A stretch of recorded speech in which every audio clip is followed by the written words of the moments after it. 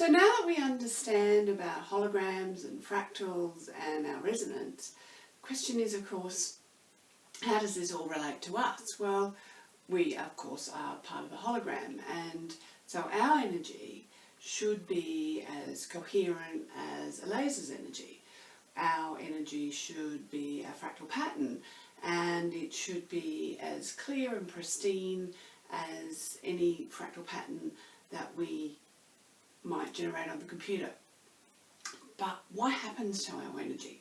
Because we often experience things like sickness and difficulties in our lives, whether the difficulties are in relationships or finances, career. We are often frustrated. So how come our energy is not as clear and pristine as that fractal? Well, unfortunately, some things can happen to our energy. So if I grab here this is a CD disc, you've seen all of those things. Now this is created by laser etching into the CD. That's one of the ways that we use lasers to store information. Now, if I do something horrendous, like, I'm using the screwdriver rather than a knife, for obvious reasons. But anyway, if I do something terrible to it, like this. Now, because of the brilliant way that lasers and holograms can actually store information, this will probably try and reconstruct the information as much as possible. It will still try and play, but of course it's going to get harder and harder the more the CD gets damaged. Now, if we think about our fractal for a minute. So we spoke about having a fractal like the Sierpinski sponge that grows in this way, and we spoke about what happens if it actually starts to grow in a way, following a different rule, or maybe it's forgotten the rule. So let me grab this for a minute. So that's the beginning of our Sierpinski sponge. Now, the difficulty is that sometimes, just like when I was scratching the CD there, sometimes part of this pattern gets lost. So, say if,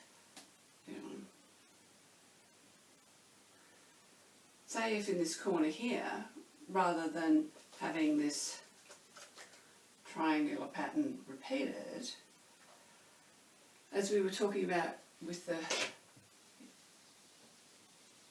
hologram, like, what if that gets lost? And actually, not even that it gets lost, if it gets replaced by some other pattern. And what if it isn't even a fractal pattern? So then this pattern here, everything that is working here, everything here, the system knows what to do, because it's what we call a self-referencing pattern. It can check in with itself. Here, we would say that we've lost ourselves. The difficulty is that here, we are no longer truly being authentic. And so we're going to start to experience things in our life that really doesn't support us. Once again, if we have a fractal that is actually just broken here, we'll experience many of the same things. But what happens if it actually starts to almost be overwritten by a different pattern? So what if we actually get another, this is a similar pattern, except here we're using squares. Now, of course, the interesting and tricky thing here is this is a fractal pattern. So it has much of the same characteristics of our other fractal. Unlike our non-fractal pattern here, it is, self-similar, like all the different parts of the pattern are the same way, but it is being repeated on a number of levels. But the fractal pattern itself is the only one that is repeated on every level. Now that, when we have the fractal pattern, like if this is the pattern of our true self, then that pattern is going to be repeated on every level, which is what enables us to then begin to find it again and start to work on our own healing. Because, well, that's what we do in fractology, and that's actually what any form of energetic healing is working to do. It's just that with fractology we're looking immediately at the underlying fractal. Now what happens with this energetically? So with our fractal we are working from our laser, our coherent light. But then we have these other frequencies that are coming in. Now, this fractal pattern, it obviously doesn't belong to us. So where does it come from? Well, we've actually picked it up from somebody else. It's like on the fractal video when I showed you the bit of branch that had the ivy wrapped around it. So sometimes when we pick up other people's energies, we can actually have coherent light, but it's at a different frequency. So the difficulty with that is it makes it harder for us to actually hear our own frequency. Similarly, if it's just a frequency that maybe it isn't very coherent, so it's actually just all over the place.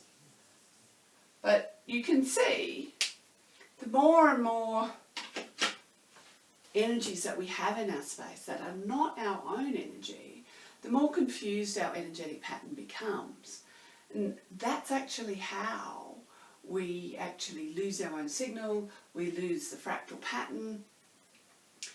Essentially what we're doing is, without realising it, we start to, if you like, give up parts of our own pattern and replace them with other people's patterns, or with the patterns of, some kind of stress in the world, or maybe some toxin. But whatever it is, that pattern isn't us. And that's why sometimes our bodies start to do things that are a little bit haywire, or we experience things that aren't really supporting us. So the whole purpose of energetic healing is to indeed reboot the fractal pattern, clean up our energy so that we can hear ourselves again. Take, if you like, take our place in the hologram and do what it is that is natural for us to do, or if you prefer that, do what it is that we're meant to be doing.